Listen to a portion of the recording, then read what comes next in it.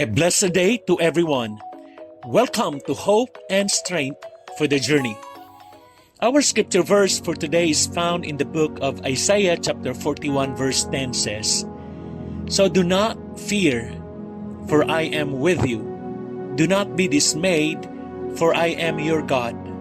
I will strengthen you and help you.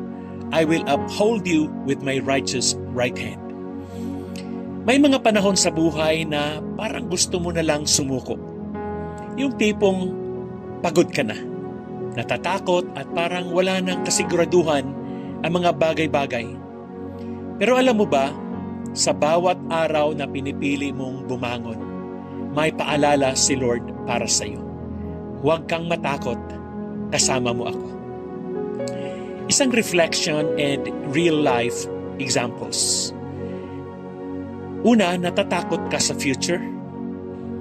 Si Bea isang fresh graduate, kabado sa job interview.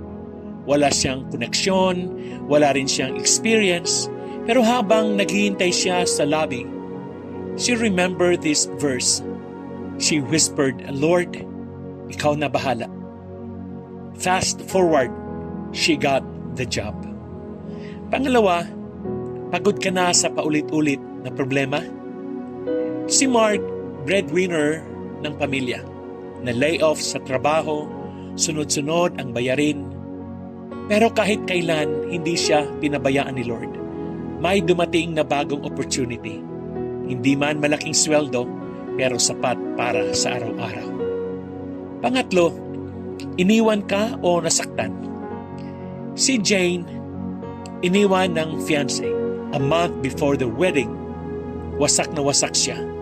Pero sa gabi ng iyakan, she read Isaiah 41 verse 10.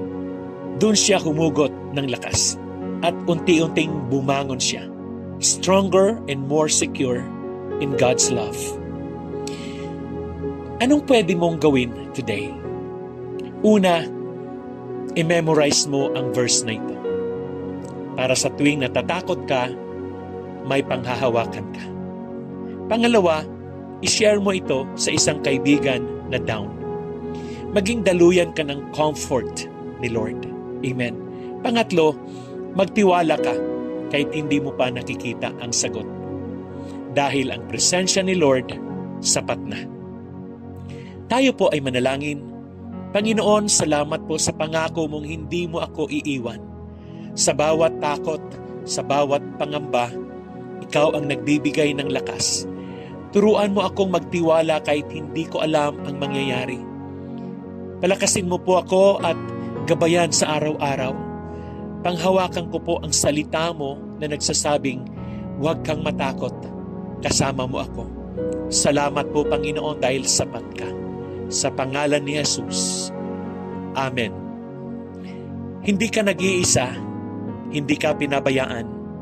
Ang Diyos na nagsasabing, "I am with you," ay ang parehong Diyos na hindi nagbabago noon, ngayon at magpakailanman. God bless you and your family.